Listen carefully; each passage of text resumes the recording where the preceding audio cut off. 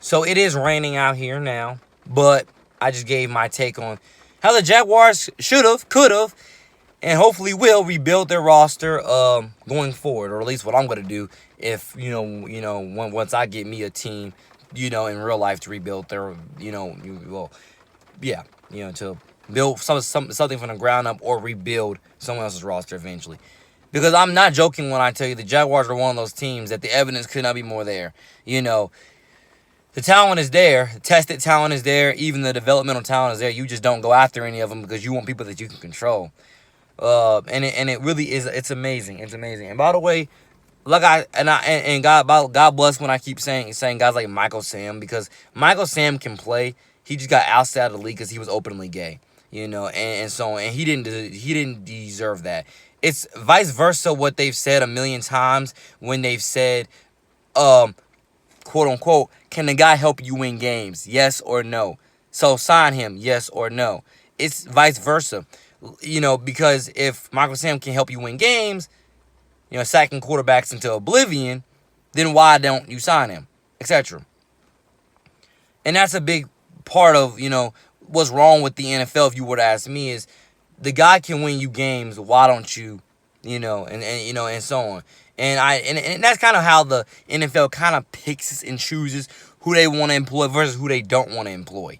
The NFL is, and I've said it before, the NFL is one of the most two-faced, double-standard, biased, hypocritical, league I've ever seen in terms of who they employ and who they don't. They'll employ the people that they can control, and or choose who they want to give second chances, third chances, fourth chances. They'll negatively pick and choose. And I'm not even joking. Imagine getting half those guys that I named in my last video and pairing them with Tim Tebow on the Jaguars. The Jaguars will be must-see, must-watch, unforgettable TV. I'm going to bet you the Jaguars will become the next biggest, greatest dynasty. And so on. I'm telling you, that's why I say the Jaguars are one of these teams that have the most incompetent front offices I've ever seen, who they either don't know how to build a winning team, or they do, but they don't know how to sustain one. And I'm willing to bet you Jalen Ramsey would have totally stayed if we not only had accumulated some of that extra talent, but if the front office and or Tom Coughlin wasn't so stuck in his ways. To an extent. Because God bless Tom Coughlin. His record speaks for itself. But Tom Coughlin doesn't get it that, again, what worked way back when at another team, this is a new day, new era, new age with different players, different talent, is not going to work with everybody. So it can't always be your way or the highway. If it is, you'll never win again. You'll never win again. That's really what it is. And in terms of the Jaguars, when it comes to coaching-wise, in terms of their next head coach, I've been outspoken on several different occasions that I think that I would love to see Jim Harbaugh as our next head coach, personally. But if we didn't get Jim Harbaugh, I wouldn't mind getting Will Muschamp. I wouldn't mind getting possibly even Dan Mullen. I wouldn't mind getting a flurry of other dudes in there. I wouldn't mind it. I don't care whether you take them from the college range, you take them from the NFL ranks. I don't care. I don't care. Just get someone in there that we can hopefully grow with, have faith in, and believe in. I wouldn't mind if we got Eric Bieniemy, but I don't think we're going to be that lucky. I got a gut feeling that Eric Bieniemy is probably going to go either to ATL or he's going to go to Houston. I have that gut feeling those are the two places that he's going to go, and so on. And or even get that the 49ers defensive coordinator, and so on. I mean, get him, get Eric Bieniemy, get Josh McDaniels. There's so many qualified guys in the pros that that Jaguars could get. So many that I'm telling you, the fan base would explode over. So many. Get one of them, and it's so amazing, I can't really name too many more, but I know that they're totally there. They're totally out there. And that's what I mean when I say the Jaguars, never cease to amaze me as a team that has all the talent in the world, or better yet, can accumulate all the talent in the world, but they never do because they want things their way, even if their way isn't getting them anywhere, particularly in the postseason. But who am I kidding? How can but how can you get anywhere in the postseason if you can't even make it to the postseason? And the Jaguars have been one of those teams that have literally only made it once in the last decades. So, I mean, and I'm telling you, like I said in the last video, there's nothing wrong with the ownership. The ownership is phenomenal. It's the front office that doesn't know what they're doing. Like, I love that we got Josh Allen. I love that we got Shaq Quarterman, Oakleaf grad, Clay County, and Josh Allen, Shaq Quarterman, C.J. Henderson. I'm thankful. I am more than thankful. I really wish we could have got that Reigns grad that Reigns high school grad that got drafted to Miami. I wish we could have got him as well. Well, actually, we could have if we either A, had drafted him or B, traded for him. That's what I mean when I say that the Jaguars are still one of the most incompetent franchises that just doesn't get it. Because that's what I say. If I'm your GM, I'm going after everybody. I'm leaving no stone unturned, especially if you're a hometown product. I'm leaving no stone unturned. I'm getting everybody. I'm going after everybody because I operate in truth and transparency. We're going to get the best, I would say, the best, hopefully most qualified coaching staff and GM as we possibly can. We're gonna get the best, and we're gonna test all hometown products. That's what we're gonna do. And every whether it's the developmental product or next big free agent acquisition, we're gonna try. Whether they come to our team or not, we're gonna try to make that bet for them. We're gonna try. And the evidence just couldn't be more there, ladies and gentlemen. It couldn't be more there. That's why I say God is my judge of witness. God on my soul. If I'm blessed enough, fortunate enough to get me whether it's football, NFL, I always have football, NFL, whether it's college, pro, I don't care what sport it is, just get me a team and let me build them like a family. I'm telling you, let me do it, and I will make magic. I will work miracles. I will move heaven and earth. We will become the best dynasty built off of a factory. And what that means is that even though you're family, you're still disposable. And what that means is, like, trust me, I'm not gonna just just ship you off just to ship you off. I'm gonna ship you off if we can get better talent, but I'm always gonna let you know that there's a possibility that we will bring you back. Whether it is a player, as a coach, front office, I don't care. That's where the family aspect comes in. I'm not just gonna ship you off and you're out of here. I'm gonna ship you off for something better, but you're always gonna stay in the fold for us if we need you for something else. You're always gonna be a part of our football family, even if we need to get some, get somebody else to help us win right now, and so on. That's what that and I promise you, Lord on my soul, I promise you. Get me a team, and I'm telling you, a family business run like a factory. That's what it's going to be. A family business run like a factory. Nobody's going to want to leave, and everybody's always going to have real things to say.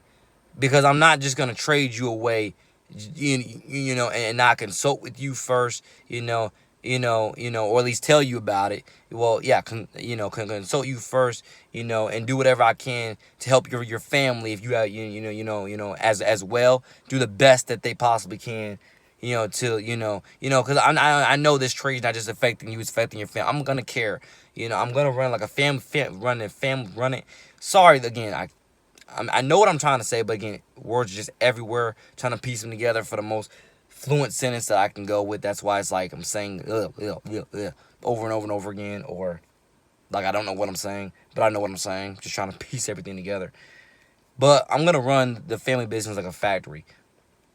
Every player, and I'm gonna try what I can indeed to make sure that your family's taken care of. You are family. Even if I trade you away for a monster haul, your family will be taken care of. Your family is our family. And you get the point. I'm gonna run the family business like a factory.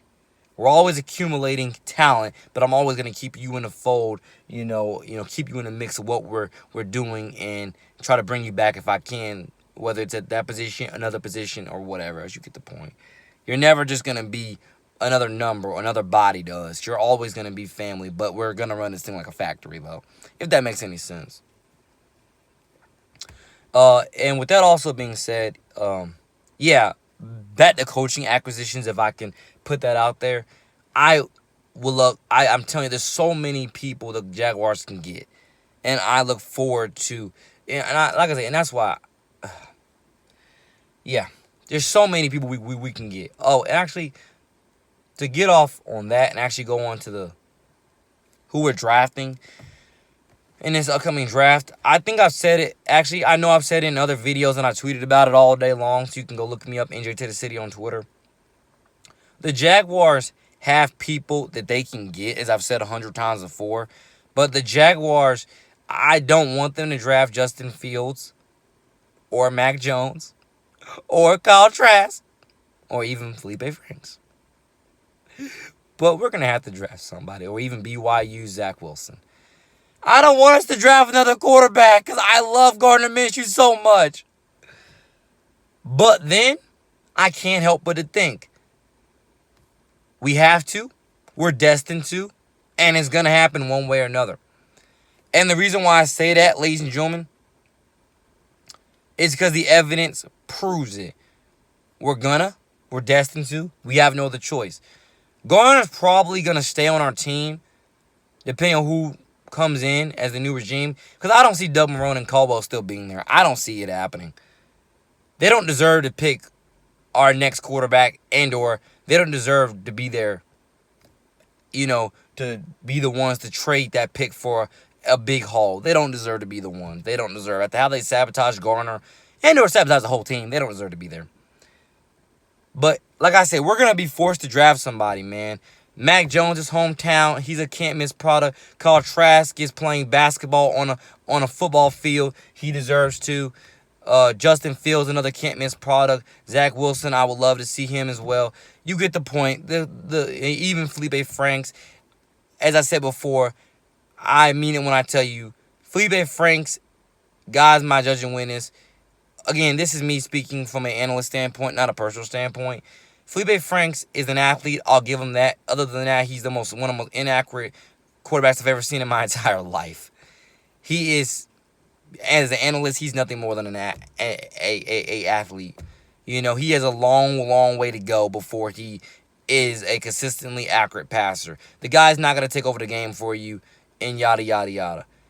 Like, he really is another developmental guy. In terms of developmental passer, he's a full-blown physical athlete, but he's not there as a passer yet. And we'll see. Again, look at his highlights. He's throwing the wide open people practically.